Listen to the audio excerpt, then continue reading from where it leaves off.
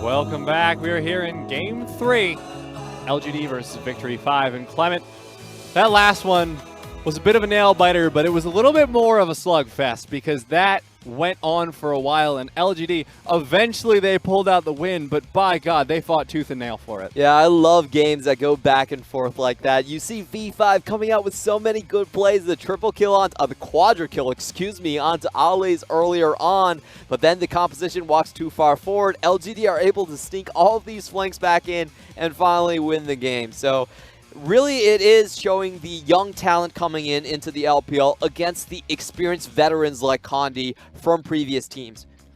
I think my biggest question from that performance from Victory 5 was they had a brilliant early game. They executed well on it. But as it went into the later stages of the game, it turns out that the experience was enough that LGD could bring it back. If you're Victory 5, do you focus on finding a team composition, finding a strategy where you can just win before that becomes a factor? I think that for newer teams coming into the league, team fighting is always the hardest part. How to position when you have a composition, how to position when you don't have a front line, things like that take such a long time to actually learn. And if I look at Aliez's previous champions, he's very much bruiser focused. So when this team composition is walking forward, they can't take these risks like that. They're essentially a pure backline team. And you can't do that against a Cannonball. A Cannonball is going to find you. EQ combo plus Cataclysm over 16,000 range on those ultimates. So they get nailed down the first time. And the second time, Aliez finds such good targets with that Tangle Barb onto the back line. Y4, probably an early Zhonya's, doesn't get the damage output he needs, and they clean up both of the fights. The real difference here is LGD simply understand how to execute a team fight better than them. So what V5, in my opinion, should do is try to actually dumb it down. Try to play some of these fights where it's, it's purely front to back. You A-click on the... Maybe a little too much, but... but things that have a little bit more of a leeway to make mistakes. If you're playing a pure siege composition, unless you have a massive early game lead, it's actually very hard to follow through with that. Jason and Aliez fall down in the later stages of the game, and they couldn't take risks like that. They needed to spread out the vision on their flanks, try to go for fights maybe closer into their enemy jungle, or try and split push a little bit more. That was not a viable strategy against LGD's composition. LGD's composition, in the end, it all relied on one man, one carry, one MVP. And that's going to be Kramer. Oh, God. Coming in on the Lucian, but I'll grant that the last team fight, he did great. And yes, coming into it 11-1 and 8, fantastic performance from him if you just look at the statistics. But Clement, I know you felt like someone else deserved it a tiny bit more. I just felt like I really like what Aliez did in that fight, but honestly, I think Kramer's fine. Kramer with all that damage, and I really want to commend him from his build. Kramer's always been known as someone who just builds sometimes random items. Like, he was the one to first do Wit's End on Vayne when he came into the league and was on Flash Wolves. And this time around, I loved his build path of going for the crit items. There was no tanks on the enemy teams. You just wanted the extra mana from the Essence Reaver to match the pushing potential from the Sivir, and that paid out in spades. I felt like he was able to find so much more damage than if he went for another build, and sometimes recognizing those build path differences is the key to success. So, that in mind, last game, we want to see a little bit of a simpler composition from Victory 5, one that is easier to execute on for them, less prone to mistakes, less prone to being manipulated by LGD. But for LGD, what do you want to see? Because we cannot call that a clean victory by them.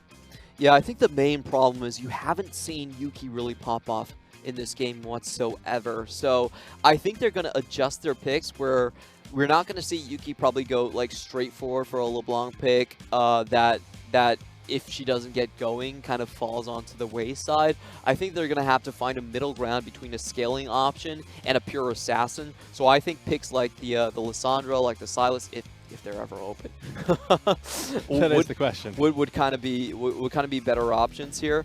But however, LGD do recognize the fact that you can't get away with a pure scaling composition against the likes of V5, so they will have some more early game punch. I do expect it will be in the mid lane or the bot lane. Aliez does seem to be the one that's being put on pressure absorbing duty in this composition so far. And he's been doing a pretty great job of it. I mean, he's been kind of, well, I was going to say silently doing great, but that last game wasn't so silent. Those Pop Blossoms were pretty deadly. But this time, I'm sort of hopeful that Victory 5 win this one, actually. Ooh. Because, look, I love LGD, I love Kramer, I loved watching their run at the end of the split. But one of the things I like to see more is when you have a rookie team come in and develop that synergy and figure out victory. Because I love seeing new players in the league. And we have one of the best regions for developing talent because we just have so much of it. The LDL, of course, has 25 teams. It's insane. The league itself has a ton of teams as well. So we just have like 40-something teams to draw talent from, to develop talent in, and I want to see them succeed on the big stage to prove this model works. Because in other regions, you don't have as much developmental leagues as we do. I think the big thing in the LPL is that someone is always coming after your spot. There are no secure spots in the premier regions. You rarely see players stay on for multiple years. Just to give you an example, there's only 3 mid laners from 2015 left. All the rest of them are just taken out by evolution. So it's a super competitive league in a lot of positions. And I think that's why LPL has had such a great run in these 2 years so far. It's just the fact that we are bigger, and a lot of times bigger is better. That's right. Plenty of players on the servers. We've got something like 15 of them. 25 servers. 25, all right, you know. Just flexing on you guys in NA and EU. EU, you've got 2. NA, you've got 1. We got 25.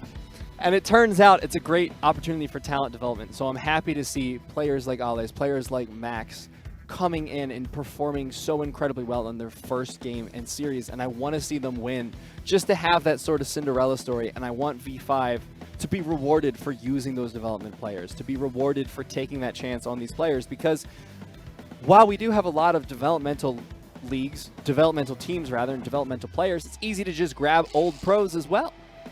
And definitely is the case. I think with franchising, the best thing is that new blood finally gets a chance. In the past, oh, we're close to relegations, we better bring a Korean world champion in.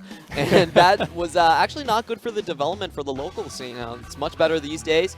Just taking a look at the bans. LGD, yes, on blue side, they're finally letting some of those flex picks over. I think that's a great strategy. Like I said, I feel like if Yuuki gets any of these flex picks, it actually will deal a lot more damage. But they're going to go for the Neeko once again. Ryze still open, and I believe there should be one more still open here. Let's see, 1, 2, 3, 4, 5. Okay, they're all been selected. There's just so many flexes these days. You can't keep them all in your head at the same time. Exactly, but the Ryze will be picked up, a very popular one, the Neeko for LGD. Pretty happy with that one from last game. I think Aliez had a beautiful performance on it, so happy to see that one again. But I want to see what they round out this one with, and it looks like they want to be going for the Olaf jungle here. Top priority jungle in this pass for sure. I think Benford did a good job on it in the previous game, game 1. Now LGD looking at like they're going to go with something very similar. The cannonball is in place, the big AoE is in place, but this time around V5, their champions are quite hard to take down. You're not going to kill an Olaf and a Ryze the same way you would do with someone like a Jason or a Lee. So I'm not sure the cannonball is actually that effective. They actually shy away from it, but they do lock in the Lucian first. So they're giving themselves some more options between the Galio and the Braum. Yeah, the Lucian pick is interesting to me, though, because I still don't feel like it's a characteristic pick for Kramer. And no. I mean, he has... The Kai'Sa's still up, right? So you're giving it away to Victory 5. So unless you have a strategy in place to not only take down the Kai'Sa, but have more impact with the Lucian than the Kai'Sa. Be honest, I feel like the Lucian pick is actually because of how the matchup has been shaping up. Yuuki hasn't really been able to find his way in the mid lane. Aliez has actually been consistently behind in lane against Aliez. So, you know what? Bot lane has to be the point where you make a stand. And I think that's why they go for Lucian. A lot of times the ban picks is more about how you match up against the enemy team. Now, we're seeing Lux being banned away. I want to say, I feel like support Lux is probably the most toxic broken champion so far in iKorean Challenger. Let me say what the build is. Yikes. The build is actually Aftershock.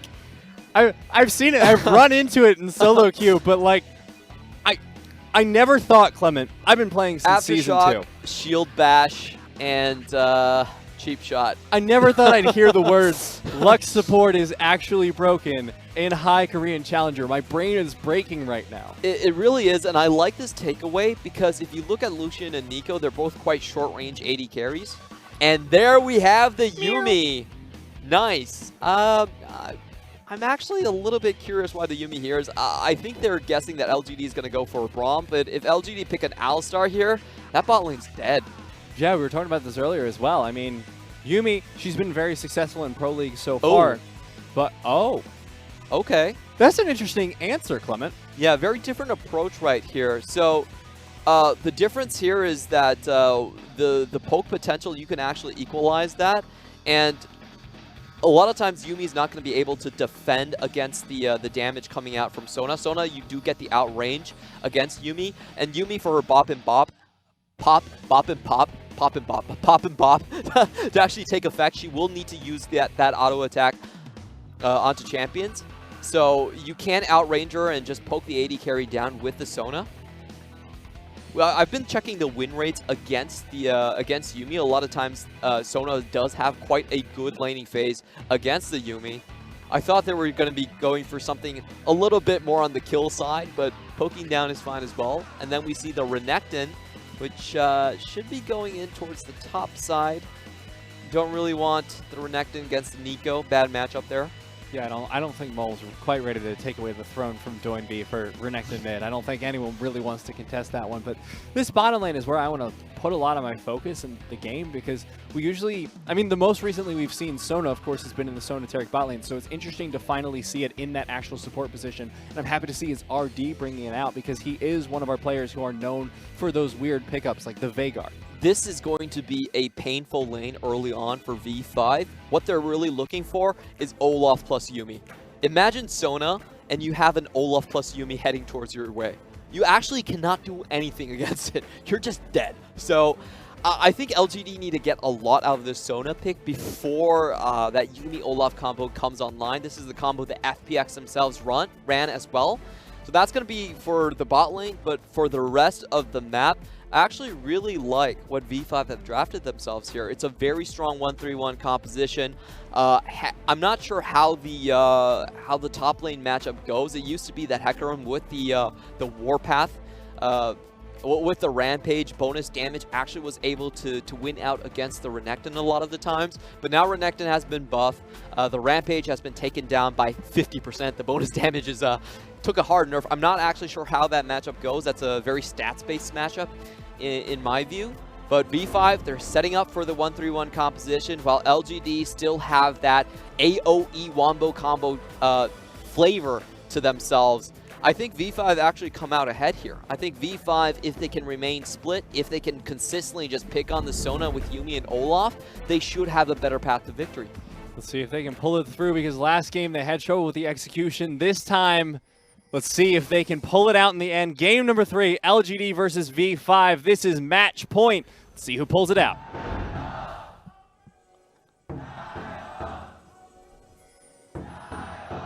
Ooh, very curious level 1. Okay. Trying to make use of that Yuumi slow. Victory 5 going really aggressive here to the bottom side of the map.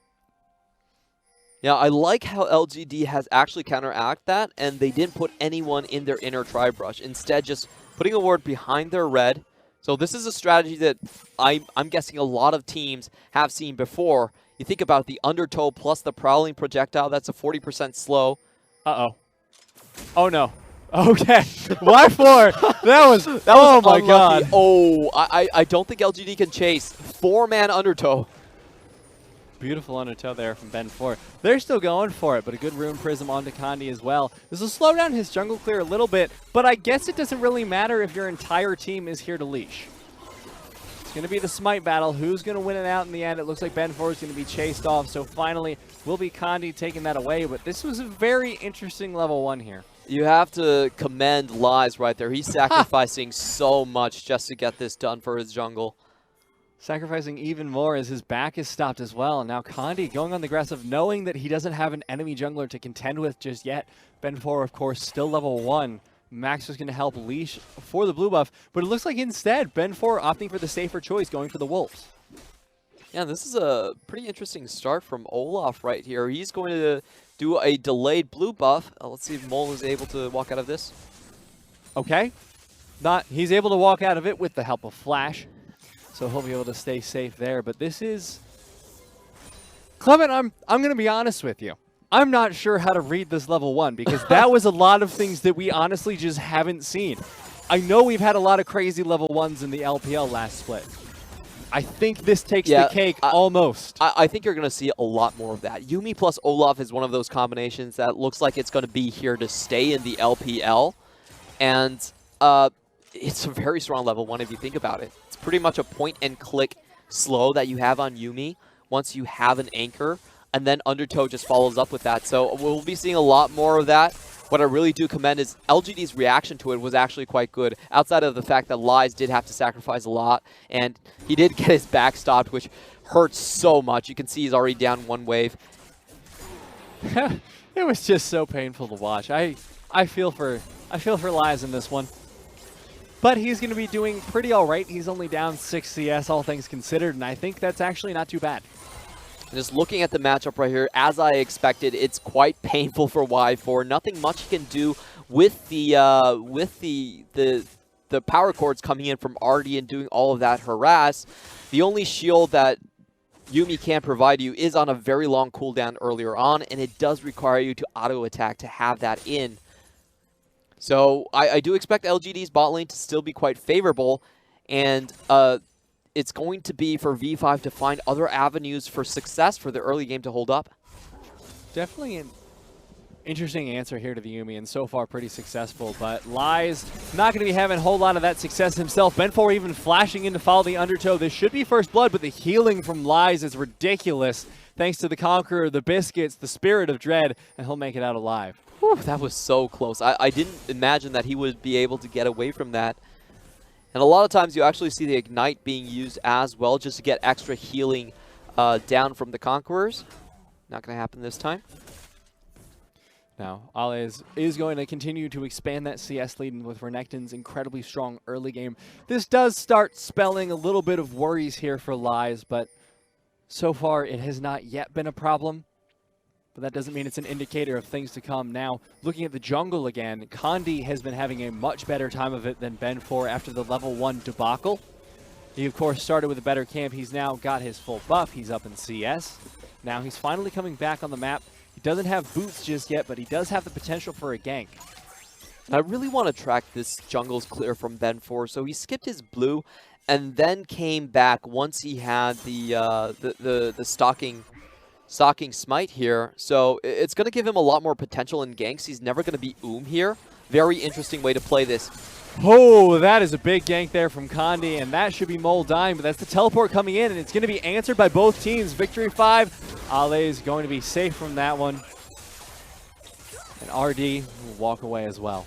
The entire team coming here, and this is just what priority in the bot lane does for you. That's Sona and Lucian lane being able to help out the mid after they finish the clear themselves, and also giving Aliez a ton of breathing room. Almost clears out the majority of the CS right here. He started off in quite a painful position, but now he's came all the way back.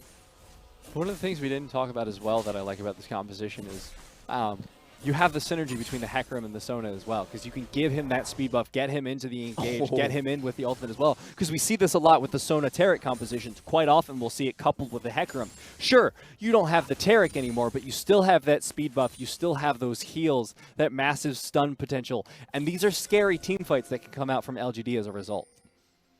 Definitely is the case. V5 still holding on quite safe to all of their laning assignments at this point.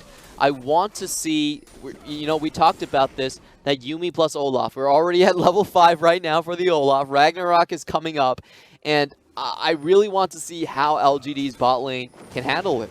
They have the heal already. I think that's a great idea. The exhaust is not going to help you that much because Ragnarok, you can't even slow him. That said, though, if this Ocean Drake goes over to Victory 5, it will be a pretty big loss here for LGD because their lane depends on being able to poke down Victory 5. in the bottom side of the map. This is going to be a 3 versus 2. It doesn't look like Victory 5 is aware. Yuuki's still alive. RD's coming in. The Pop Blossom with the flash. Where's the Dragon going to go? It resets. Ben 4 gets taken down. Now this is LGD's Dragon if they still want to contest for it. But it looks like instead they're focusing on the fight. RD has the move speed. He has the heals. Dragon down to half. Condi able to secure it with the smite. Ocean Drake goes over to LGD. This spells great things for both the top and bottom lanes. And you have to love that combination from Yuuki. No hesitation right there. Sees the Cataclysm. Willing to use his flash to go into that and just secure the kill. Plus the buff on that one. Yuuki taking a little bit of damage here against Mole. He might be able to find the kill. Just needs one more Q. There it is. Oh, but Mole pays him back on that. Doesn't even need to expend the flash on that one. Just a straight chase down. Let's take a look at that Dragon fight one more time. Now, tough situation for both teams right here. You can see the HP bars already blinking quite low on Ben. Yuuki, great flash. Knows he needs to get into that Cataclysm just to finish off his targets, and not much V5 could do afterwards. But Mole does bring them back. Looks like Kramer and RD about to go pretty aggressive. There's the culling coming out. Not quite going to be able to kill Max, but it will take him down incredibly low on health. And Condi looking for an invade potentially. He will not spot out that ward with the scanner, but of course, in turn, ward will not spot him out. Okay, now it will. And yeah, you can see right now, V5 understand that you can't play Yuumi on the weak side. She's not going to do anything for you. They're feeling the pain now. Especially level 4, she still has no hard crowd control, so she's probably the easiest champion to dive underneath tower. Now Ben 4 coming in to respond to this pressure in the bottom lane. One turret plating already taken here by LGD. Yuuki also does have the ultimate as well. They cannot let LGD walk underneath his tower. Looking for more turret platings. They're going to get a whole lot of damage down onto this tower. And this early game, finally, I'm happy with the Lucian. I feel like this Lucian's doing a lot better. 10 CS up. He's got the assist. Oh, Condi coming in. Forces out the Realm Warp. Doesn't still have the flag and drag, so Mole's going to make it out fine. That was so calm and collected from Mole. He must have known that the Tangle Barbs was already used, because he was very willing to stay there, not flash. I felt how chill Mole was about that. I was like, yes. That was surprisingly Everything chill. in life is okay. Mole's going to make it out of this. He's going for the double Sapphire, though.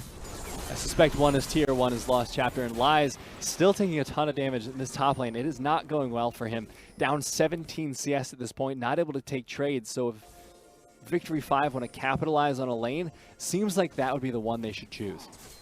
Yeah, and a lot of this does come out from that disastrous level 1 from Aliez, actually getting pulled down, and also his back stopped once more. I think that Hecarim is one of those champions. If the enemy has a 1-3-1 on you and is split pushing down your lane, it's actually not that bad, because you can quickly find and engage on the rest of the map, and you're going to have a numbers advantage if you do so. So maybe this is a calculated risk. They're saying, you know what, Aliez, even if you lose your lane, you're still going to be very useful in the other side lanes. We can take this, but we can't take Condi going down. Right. I mean, hell, even in the team fights, because you have Onslaught of Shadows plus Cataclysm plus Pop Blossom plus Crescendo. You have so many AoE CC abilities on this team for LGD. Oh no, Kramer, come on, man. He still has Flash. Undertow not going to land, so no CC going to follow it up. Culling coming out, trying to chunk down the members of Victory 5 as the Rift Herald gets taken by LGD. Gotta love that play from Kramer. So calm. Actually walks forward to dodge on the Undertow and brings it all back. Now LGD have rotated the bot lane up, and this time, Clement, this time it was successful. Victory 5 aren't going to be the first ones to capitalize. They pick up the Rift Herald for themselves, and now LGD's bot lane just going to calmly farm it out in the top side of the map. Outer tower is still remaining for all teams in all the lanes. This is a smart move from LGD as well. They know that Olaf is still around the area, and they're not going to give that Olaf Yuumi combo any chance. I want to see the Berserker do some work. I mean, it's smart from LGD that they're playing so carefully around it. Come on, RD, give him the speed boost, man. This is rude Sona play. You always walk back, give your AD carry the speed boost. I'm not even sure he has his speed boost leveled. It's very possible he's kept onto it. It's level 1 maybe, but like, come on. It's still worth using. But Condi going to be able to pick up the Rift Herald there, get himself a little bit more vision. Ben 4, potentially looking for a dive up here in the top lane. The Yuumi Olaf, we could see it here. Aliez is the perfect person to use it on because he is down so much CS.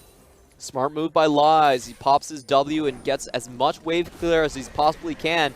He actually buys the team a lot of tempo. Abandons the tower. Going to see who's going to be able to get it first. It should be LGD picking this one up with the help of the Rift Herald. It is first tower going to go down to them. And the second dragon of the game as well. Condi going to be picking it up. LGD, once again, this is reminiscent of game number 1 where their early game macro was so clean, but it has stayed clean for so much longer. And just look how much LGD's macro is getting them right now. They have to force someone else to defend the bot lane tower because there was a 3-man stack going over towards the bot lane, but instead, Condi fakes them out and goes for the Drake instead. So they're forcing V5 to defend basically 2 objectives, and LGD get to choose how they allocate their resources. Very smart macro play right here, just making the maximum use out of everything. And I also like the awareness from Aliez. Aliez knew that they were going to do the bot lane trade, so he risked it and cleared out the wave before V5 could really get the tower dive. Now in the result, LGD up almost 3k gold, 2 dragons, 1 tower. Lots of numbers going in their favor, Clement. It was 2 objectives for none, and look at how much V5 are walking across the map. I was really clever on LGD's side. Like, a lot of small things, a lot of details there, but also just shows you Condi, I think, has been out-jungling Ben 4 so far in this series. This is what we want to see out of Condi. He had a, on WE, we thought that coming out as a semi-finalist, as a final MVP in Spring Split, that he would continue that dominance in 2018. Unfortunately, he was missing in action for quite a while, finally finding a new home onto LGD and showing up with synergy in 2019. It's been a long comeback story, but he's finally here. Yep, 1-0 and 1 now on that Jarvan. Showing a little bit different skills this time around, more around the objectives. Game 1 was all about the pathing, but now Kramer potentially getting engaged on here, but RD, so much damage. There's the crescendo, forces away the flash and the Ragnarok there from Ben 4. Realm Warp away as well. So much forced out by the bottom lane of LGD. How does Kramer keep on getting away with it? He was so calm and collected right there. Instantly pops the blade of the Ruined King, and Ben 4 was thinking about holding on to the Ragnarok, and maybe just not. Can't do it. Oh, final chapter coming out. Yuuki gets stunned up. He's got the Pot Blossom for the shield, but will it be enough? He has to flash away. Y4 follows up with the Killer Instinct, and killer it is. Y4 picks up his first kill of the game. That's just so much range on Yuumi. I think people underestimate that ability quite often. They think that they can get away even with the flash right there. But Yuumi can just put an exhaust on you, slows you down. Starting with the prowling projectile as well, it's so difficult to get away from her. I don't underestimate it, Clement. I've played against it too much in solo queue, and it looks like Aliez finally will pick up the kill on the back of that one. What a great turn. He had the stacks. Oh no, Y4. He's challenging for these kills, man. He has been hunting down members of LGD. Now 2-0-0 off those kills in the mid lane and now the bottom lane. Aliez, I was so happy for him, man, but then he just goes and dies like that. That was still pretty good on his part, but I don't think he's at the point where he's actually reversed the matchup. I think that was just Aliez playing too carelessly. He didn't have the dominance, stayed there anyway. And Hecarim with a sustained damage is still able to take him down. Sustained damage plus the conquer. It's just such a strong combo that Aliez just didn't respect. But now, LGD going to be able to take down the mid lane tower as well. They've cleared out all of the outer towers. They have the only towers. Let's take a look again at this 1v1 in the bottom lane. Yep, so Aliez actually comes in, realizes that he's in big trouble, doesn't have any ultimates right here, and just gets caught unawares by Aliez. Now, Y4 was going super hard for this kill. He didn't even wait for the slow. Instant flash secure. Sure. I mean, go for it. If you're able to get that, because now you have extra 600 gold in your pocket as compared to before. You should have your Q evolve ready with the pickaxe, Storm Razor, and the Doran's Blade. So now you have even more chances to make picks like that, get kills for your team, and bring them back into this game, which is desperately needed at this point. Key thing to watch out here is if V5 can actually start into the 1-3-1 composition. We actually haven't seen Mole into the side lanes much at all, and instead of that top lane brush camp that didn't work out. Renekton should still have an easy time against the Hecarim despite that solo kill he just handed over. And now it's V5's turn.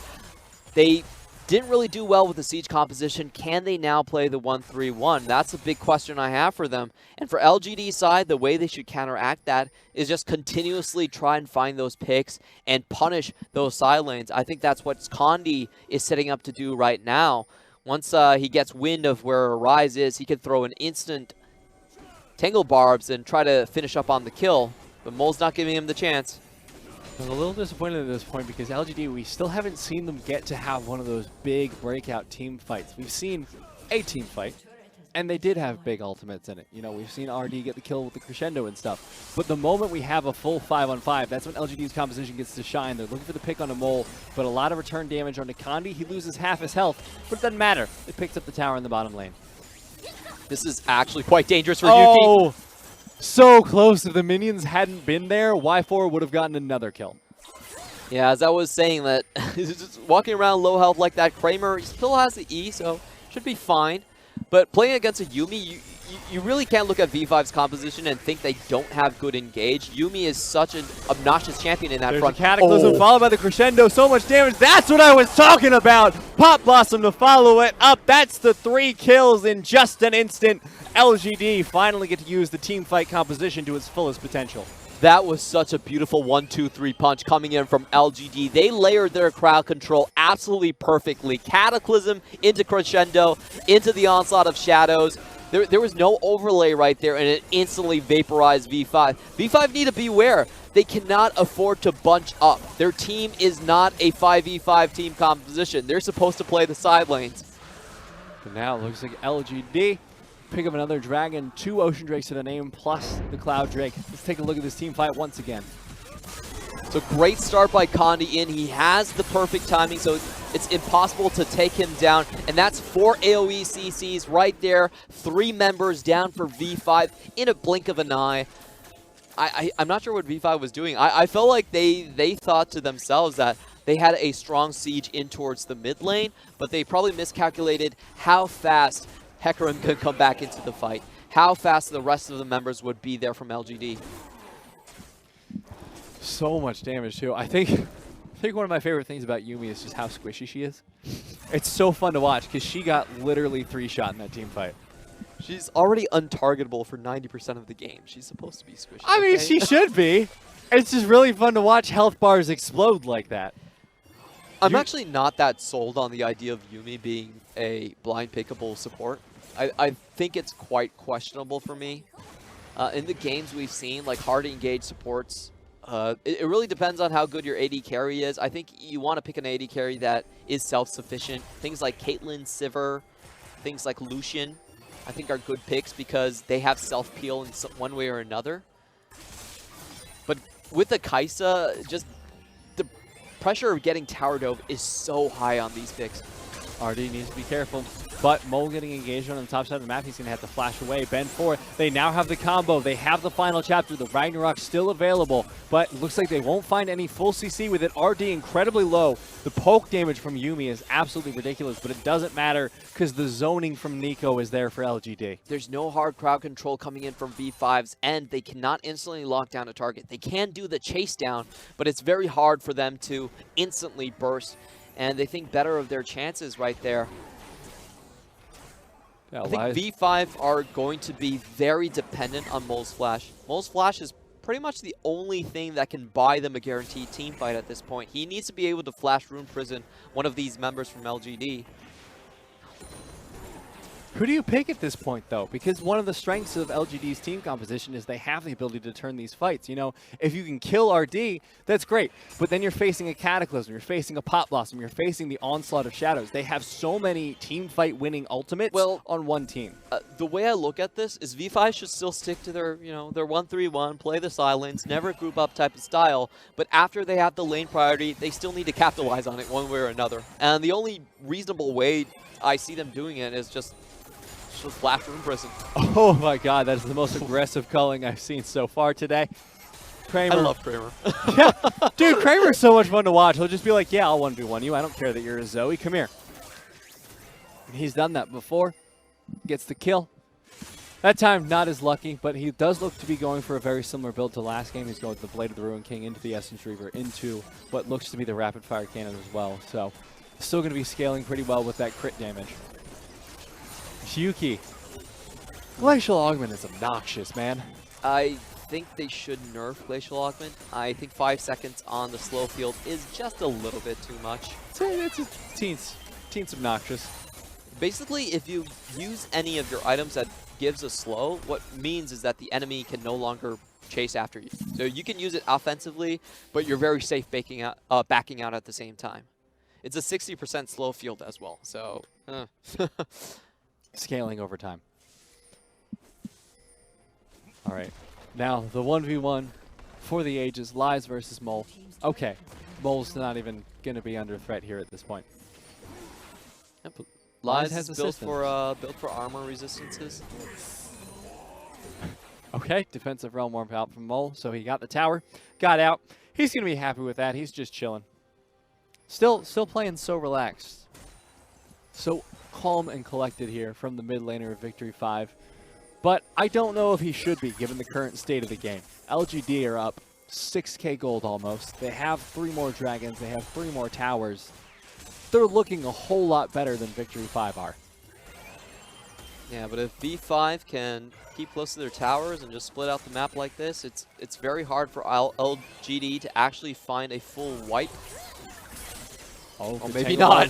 That was a lot of damage. Y4 down as well. There's the Cataclysm. There's the Pop Blossom. Onslaught of Shadows. I can just shout out every ultimate. They've all been used at this point, except for the Crescendo. RD saving that one for a rainy day. But he might not need it because they are raining damage down on the base of Victory 5. There's the Inhibitor. Are they going to look for the Nexus Towers here? It looks like they might. That was insane damage coming in from Kramer, but Aliez coming in.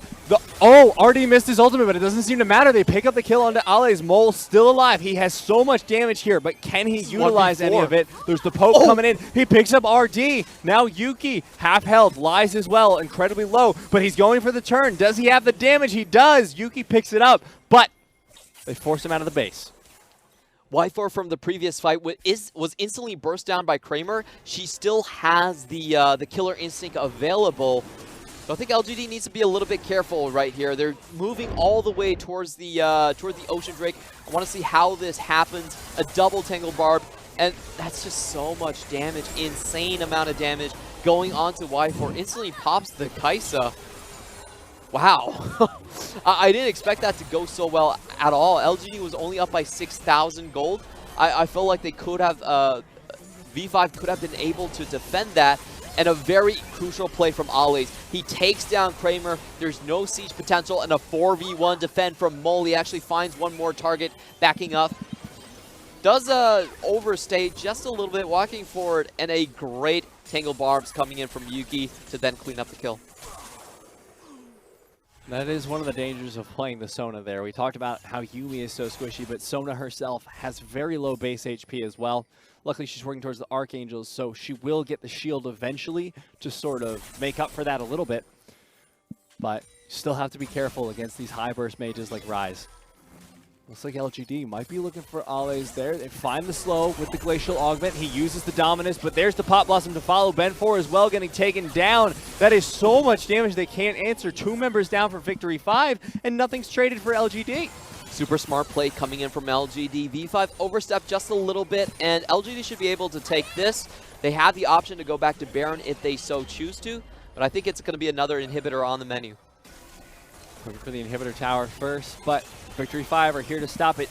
20 seconds remain till Aliez. Ben 4 will be up soon too. Y4, if they can get the kill onto him, they might be able to end the game. And Kramer does it. There's the kill. They finally find it. Teleport coming in from Aliez as well. This could just be the game at this point. I think it is. Inhibitors pouring in from both the top and mid lanes. They need to get the kill on the Mole. He's doing his best to burst them out. Ben 4 trying to zone them off with the undertows.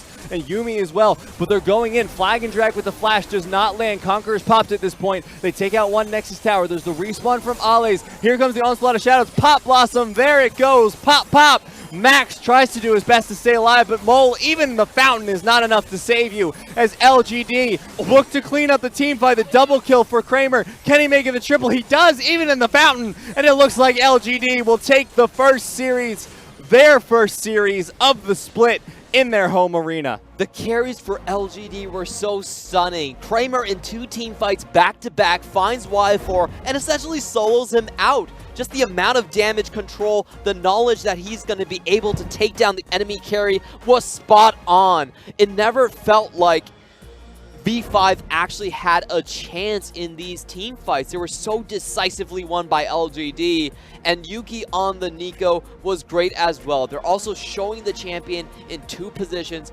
Aliez can play it well, Yuuki can play it well. LGD are looking dangerous. This was so much better from LGD. This makes me a lot happier than the other games because they just let Aliez suffer a little bit, and Aliez played his part perfectly. Yes, he was down in CS. Yes, he was struggling in the lane, but he wasn't struggling that much. He only ended up down 20 CS when Renekton was around the 117 CS mark. That, honestly, is incredibly impressive for how rough a lane he had, and the pressure he absorbed allowed the rest of the team to take that macro across the map, to take their advantages, and finally it all came together for LGD in this game number 3. The key thing to me in this match is you can't really blind pick Yuumi. Sure, she has a massive win rate. We actually tracked that on Leaguepedia. She now has won, before this game, 12 out of her 18 matches. But I still don't think she's blind pickable. She's very vulnerable when she's on the weak side of the map. You could see Yuumi and the Kai'Sa basically had to give up their own tower when Jarvan approached it. And also comes in the fact that there's a lot of counters out there. Poke champions like that can force you underneath your own tower. I really feel like you need to see the enemy support before you make the decision to go into Yuumi. And that priority in the bot lane really bled to the rest of the map. If you think about why Renekton wasn't able to continue his lead in the top side, it was because he blew his teleport in the mid lane. And then and then Sona and Lucian showed up. Their priority allowed them to roam around the map, cancel out so many plays that V5 are trying to make. And what's even more impressive for me, we never actually got to see the Olaf plus Yuumi combo. I've been talking about the entire game. It's a really cool thing to see, and I felt like Sona should have been punished a lot more, but nothing happened on that end. LGD always was aware enough to hide their own weaknesses at that time, and they kept Renekton down. That was super important because by the end of that, when V5 were trying to go for the 1-3-1, Renekton couldn't do it. Aliez could not do it against Neeko. Yuuki was able to stand his ground. He had a lot of help coming his way. They were roaming a lot, and it just seemed like I felt like LGD was a lot more in tune this game throughout the entire map.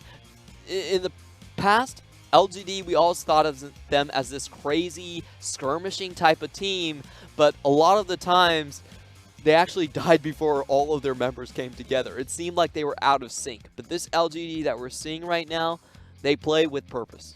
Victory 5 as well, making a good showing in their first series so far during the summer split. I want to see both these teams keep growing, continue going forward, but that's going to wrap it up for this series. Our next one, WE versus RNG, will be starting very soon. We'll be back in just a few minutes with that one. Don't go anywhere.